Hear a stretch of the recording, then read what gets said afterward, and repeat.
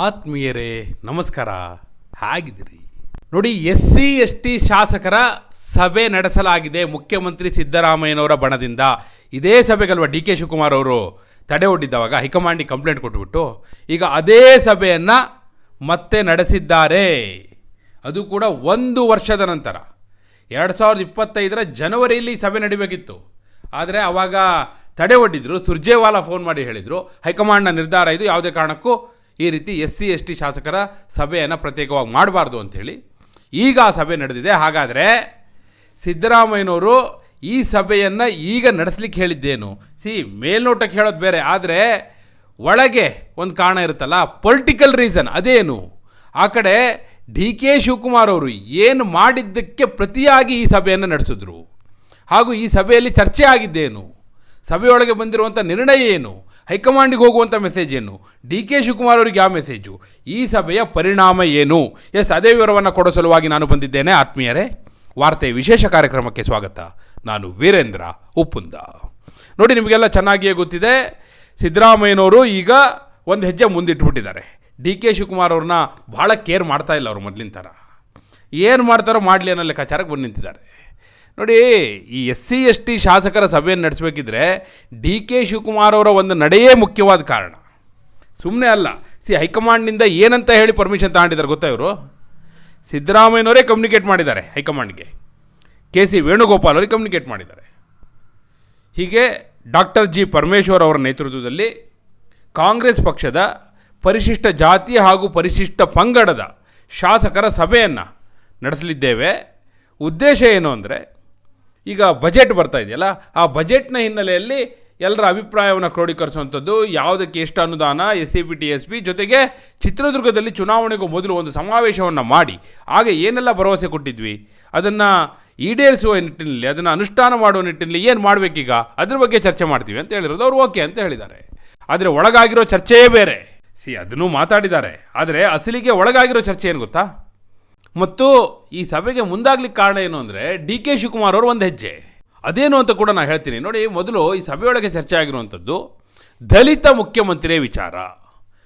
ಇದೆಲ್ಲ ವಿಷಯ ಬಂತಲ್ಲ, ಈ ಎಲ್ಲ ವಿಷಯ, ಏನೇನು ಅನುದಾನ ಕೊಡಬೇಕು, ಯಾವ ರೀತಿ ಪ್ರಾತಿನಿಧ್ಯ ಕೊಡಬೇಕು, ಏನಾಗಬೇಕು, ಏನು ಬಿಡಬೇಕು, ಇವೆಲ್ಲ ಚರ್ಚೆಗೆ ಬಂದಾಗ ಒಂದು ಅಭಿಪ್ರಾಯ ಬಂತು. ಏನಂದರೆ, ನೋಡಿ, ಇಷ್ಟರ ಮಟ್ಟಿಗೆ ನಮ್ಮ ಬೇಡಿಕೆಗಳು ಈಡೇರಬೇಕಿದ್ರೆ ಒಂದು ವೇಳೆ ಹೈಕಮಾಂಡ್ ಮುಖ್ಯಮಂತ್ರಿಗಳ ಬದಲಾವಣೆ ಅನ್ನುವಂಥ ವಿಚಾರ ಪ್ರಸ್ತಾಪ ಮಾಡಿದ್ದೇ ಆದರೆ ಆಗ ನಮ್ಮದು ಏಕಧ್ವನಿ ಇರಬೇಕು, ದಲಿತ CM ಅನ್ನುವ ವಿಚಾರವಾಗಿ ಅನ್ನೋದು ಮೊದಲು ಚರ್ಚೆಗೆ ತೊಗೊಂಡಿದ್ದಾರೆ.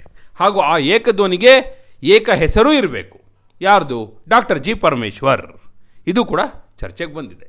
ನಂಬರ್ 1. ಅದಾದ ನಂತರ ಈಗ ಮಂಡನೆ ಮಾಡಲಿರುವಂಥ ಬಜೆಟ್ನಲ್ಲಿ ಏನೇನು ಬೇಕು ಎಲ್ಲ ತಮ್ಮ ತಮ್ಮ ಬೇಡಿಕೆಗಳನ್ನ ಮುಂದಿಟ್ಟಿದ್ದಾರೆ. ಆದರೆ ರಾಜಕೀಯವಾಗಿ ಒಂದು ಪ್ರಮುಖ ನಿರ್ಣಯವನ್ನು ಒಕ್ಕೊರಲಿಂದ ತೆಗೆದುಕೊಂಡಿದ್ದಾರೆ. ಹೀಗೆ SC/ST ಶಾಸಕರ ಸಭೆಯನ್ನು ನಡೆಸಲಿಕ್ಕೆ ಮುಖ್ಯವಾದ ಕಾರಣ ಏನಂದರೆ, ಡಿ ಕೆ ಶಿವಕುಮಾರ್ ಅವರು ಏನು ಮಾಡಿದ್ರು, ಕನಕಪುರದಲ್ಲಿ ಕನಕೋತ್ಸವ ಅನ್ನೋದು ಈಗ ಕಳೆದ 1 ವಾರದಿಂದ ಭಾಳ ವೈರಲ್ ಆಗಿದೆ. ಅಲ್ಲೊಂದು ಕಾರ್ಯಕ್ರಮ ಮಾಡಿದ್ರು. ಆ ಕಾರ್ಯಕ್ರಮದಲ್ಲಿ ಭಾಗವಹಿಸಬೇಕು ಅನ್ನುವ ನೆಪದಲ್ಲಿ ಡಿ ಕೆ ಶಿವಕುಮಾರ್ ಅವರು ಏನು ಮಾಡಿದ್ರು, ಅಧಿವೇಶನದಿಂದ ಸಾಧ್ಯವಾದಷ್ಟು ಅಂತರವನ್ನು ಕಾದ್ಕೊಂಡ್ರು. ಎಲ್ಲೋ ಹಿಂಗೊಂದು ಗೆಸ್ಟ್ ವಿಸಿಟ್ ಥರ ಬರೋದು ಹೋಗೋದು ಮಾಡ್ತಾಯಿದ್ರು. ಅದನ್ನೇ ಅಶೋಕ್ ಅವರು ಹೇಳಿದ್ದು, ಎಲ್ಲವರು ಕಾಣಿಸ್ತಾನೆ ಇಲ್ಲ, ಎಲ್ಲಿ ಅವರು ಬರ್ತಾನೆ ಇಲ್ಲ ಅಂತ ಹೇಳಿದ್ದು ಅದೇ ಕಾರಣಕ್ಕಾಗಿ. ಅದಾದ ನಂತರ ಡಿ ಕೆ ಶಿವಕುಮಾರ್ ಅವರು ಕೂಡ ಆ ಕಡೆ ನೋಡಿದ್ರೆ ಆ ಕಡೆ ಕನಕೋತ್ಸವದಲ್ಲೇ ಪೂರ್ತಿ ಬ್ಯುಸಿ ಇದ್ದಾರೆ. ಅಲ್ಲಿಗೆ ಕಾಂಗ್ರೆಸ್ ಶಾಸಕರನ್ನೆಲ್ಲ ದಿನಕ್ಕಿಬ್ಬರಂತೆ, ದಿನಕ್ಕೆ 3 ಕರೆಸ್ಕೊಂಡು ಅಲ್ಲಿ ವೇದಿಕೆ ಮೇಲೆ ಅವ್ರನ್ನ ಸನ್ಮಾನಿಸಿ ತನ್ನ ಜೊತೆ ಯಾರ್ಯಾರಿದ್ದಾರೆ ಅನ್ನೋ ಮೆಸೇಜ್ನ ಕೂಡ ಪಾಸ್ ಮಾಡ್ತಾ ಇದ್ದಾರೆ. ಅದೇ ಲೆಕ್ಕ ಮೊನ್ನೆ ಅಶೋಕ್ ಅವರು ಹೇಳ್ತಾ ಇದ್ದಿದ್ದು 56 ಶಾಸಕರು ಡಿ ಕೆ ಶಿವಕುಮಾರ್ ಅವ್ರ ಜೊತೆ ಇದ್ದಾರೆ ಅಂಥೇಳಿ. ಅಲ್ಲಿ ಯಾರ್ಯಾರು ಬಂದೋದ್ರಲ್ಲ ಅವರೆಲ್ಲ ಡಿ ಕೆ ಶಿವಕುಮಾರ್ ಬಣ ಅನ್ನುವಂಥ ಲೆಕ್ಕ ಇವ್ರದ್ದು. ಇರಲಿ, ಹಾಗಾಗೋದಿಲ್ಲ. ಪಾಲಿಟಿಕ್ಸ್ ನಡೆಯೋದೇ ಬೇರೆ ರೀತಿ. ಸಂಖ್ಯಾಬಲ ಲೆಕ್ಕಕ್ಕೆ ಬರೋದು on the floor of the house ಬಂದು ನಿಂತಾಗ, ಅಲ್ಲೆಲ್ಲ ಸ್ಟೇಜ್ ಮೇಲೆ ಹೋಗಿ ನಿಂತಾಗ ಅಲ್ಲ.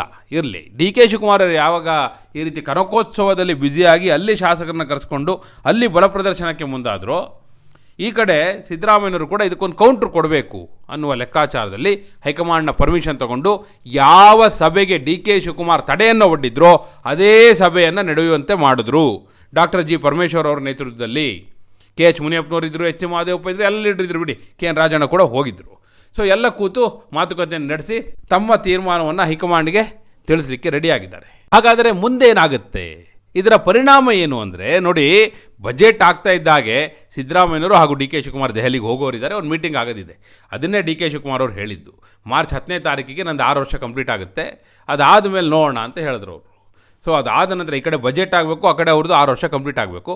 ಅದಾದ ನಂತರ ಹೈಕಮಾಂಡ್ ಒಂದ್ಸತಿ ಕೂತು ಮಾತುಕತೆ ನಡೆಸೋದು ಅಂತ ಇದೆ. ಸೊ ಆ ಸಭೆಯಲ್ಲಿ ತೀರ್ಮಾನ ಆಗಬೇಕಾಗಿದೆ. ಇಂಪ್ಲಿಮೆಂಟ್ ಆಗೋದು ಇನ್ನೂ ತಡವಾಗ್ಬೋದು, ಆದರೆ ತೀರ್ಮಾನ ಆಗಬೇಕಾಗಿದೆ. ಅದಕ್ಕೋಸ್ಕರ ಡಿ ಕೆ ಶಿವಕುಮಾರ್ ಅವರು ಕಾಯ್ತಾ ಇರೋದು, ಹಾಗೂ ಅದನ್ನೇ ಅವ್ರು ಹೇಳ್ತಾ ಇರೋದು, ಕಾಲ ಉತ್ತರ ಕೊಡುತ್ತೆ ಅಂತ ಹೇಳ್ತಾ ಇರೋದು ಅದೇ ಕಾರಣಕ್ಕಾಗಿ. ಅವರು ಬಹುಶಃ ಆ ಸಭೆಯ ಮೇಲೆ ಇದು ಪರಿಣಾಮ ಬೀರುತ್ತೆ. ಯಾಕಂದರೆ ಒನ್ಸ್ ಯಾವಾಗ ಹೈಕಮಾಂಡ್ ಮುಖ್ಯಮಂತ್ರಿ ಬದಲಾವಣೆಯ ವಿಚಾರವನ್ನು ಪ್ರಸ್ತಾವ ಮಾಡುತ್ತೋ ಆಗ ಇವರೆಲ್ಲ ಬಿಗಿಯಾಗಿ ಪಟ್ಟಿಡಿತಾರೆ ದಲಿತ ಸಿ ಎಂ ಅಂಥೇಳಿ. ಹಾಗೆ ಪಟ್ಟಿಡಿದಾಗ ಹೈಕಮಾಂಡ್ ಇಕ್ಕಟ್ಟಿಗೆ ಸಿಲುಕುತ್ತೆ. ದಲಿತ ಸಿ ಎಂ ಮಾಡೋದು, ಡಿ ಕೆ ಶಿವಕುಮಾರ್ ಅವ್ರನ್ನ ಸಿ ಎಂ ಮಾಡೋದು. ಈ ಇಕ್ಕಟ್ಟಿನ ನಡುವೆ ಈ ತಲೆನೋವೇ ಬೇಡ, ಸಿದ್ದರಾಮಯ್ಯನವರೇ ಮುಂದುವರಿಲಿ ಅನ್ನೋ ತೀರ್ಮಾನಕ್ಕೆ ಬರಲಿ ಅನ್ನುವ ಸ್ಟ್ರಾಟಜಿ. ಇದರ ಹಿಂದಿನ ಕಾರ್ಯತಂತ್ರ ಏನು ಅಂದರೆ, ಯಾಕೆ ಸಿದ್ದರಾಮಯ್ಯನವರು ಈ ಕೌಂಟರ್ ಸ್ಟ್ರಾಟಜಿ ಮಾಡಿದ್ರು ಅಂದರೆ ಈ ಕಾರಣಕ್ಕಾಗಿ. ಇದರ ಪರಿಣಾಮ ಏನು ಅಂದರೆ, ಸಿದ್ದರಾಮಯ್ಯನವರು ತಮ್ಮ ಕುರ್ಚಿಯನ್ನು ಗಟ್ಟಿ ಮಾಡ್ಕೊತಾ ಇದ್ದಾರೆ, ಹಾಗೂ ಅಧಿಕಾರ ಹಸ್ತಾಂತರದ ಪ್ರಕ್ರಿಯೆಯನ್ನು ಮುಂದೆ ತಳ್ತಾ ಹೋಗ್ತಾ ಇದ್ದಾರೆ. ಅಲ್ಲಿಗೆ ಡಿ ಕೆ ಶಿವಕುಮಾರ್ ಅವರ ಸ್ಟ್ರಾಟಜಿಗೆ ಅವರೇನು ತಮ್ಮ ಬಲಾಬಲವನ್ನು ಪ್ರದರ್ಶನ ಮಾಡುವಂಥ ಒಂದು ತಂತ್ರವನ್ನು ಅವರು ಅನುಸರಿಸಿದ್ರು. ಅದಕ್ಕೆ ಕೌಂಟರ್ ಸ್ಟ್ರಾಟಜಿಯನ್ನು ಸಿದ್ದರಾಮಯ್ಯನವರು ಹೀಗೆ ಮಾಡಿದ್ರು. ಇದರ ಮೂಲಕ ಹೈಕಮಾಂಡ್ ಯಾವುದೇ ತೀರ್ಮಾನವನ್ನು ಕೈಗೊಳ್ಳಲಾಗದಂತಹ ಪರಿಸ್ಥಿತಿಯನ್ನು ನಿರ್ಮಾಣ ಮಾಡ್ತಾ ಇದ್ದಾರೆ. ಸೊ ಇದರ ಪರಿಣಾಮ ಏನಾಗ್ಬೋದು? ಡಿ ಕೆ ಶಿವಕುಮಾರ್ ಸಿಡಿದು ಹೇಳ್ತಾರಾ? ಒಂದು ವೇಳೆ ಹೈಕಮಾಂಡ್ ಈ ಬಾರಿಯೂ ತೀರ್ಮಾನ ಮಾಡದೆ ಹೋದರೆ, ಬಜೆಟ್ ನಂತರವೂ ಕೂಡ ಕರೆಸಿ ಯಾವುದೇ ತೀರ್ಮಾನ ಮಾಡದೆ ಹೋದರೆ, ಆಗ ಡಿ ಕೆ ಶಿವಕುಮಾರ್ ಏನು ಮಾಡ್ಬೋದು? ಸಿಡಿದು ಹೇಳಬಹುದೇ? ಬಂಡಾಯ ಹೇಳಬಹುದೇ? ನೀವೇನು ಹೇಳ್ತೀರಿ? ನಿಮ್ಮ ಅಭಿಪ್ರಾಯವನ್ನು ಕಮೆಂಟ್ ಮೂಲಕ ತಿಳಿಸಿ. ಹಾಗೆ ನೀವಿನ್ನೂ ವಾರ್ತೆ ಚಾನಲ್ನ ಸಬ್ಸ್ಕ್ರೈಬ್ ಮಾಡಿಲ್ಲ ಅಂದರೆ ಈಗಲೇ ಸಬ್ಸ್ಕ್ರೈಬ್ ಮಾಡಿ. ಧನ್ಯವಾದ.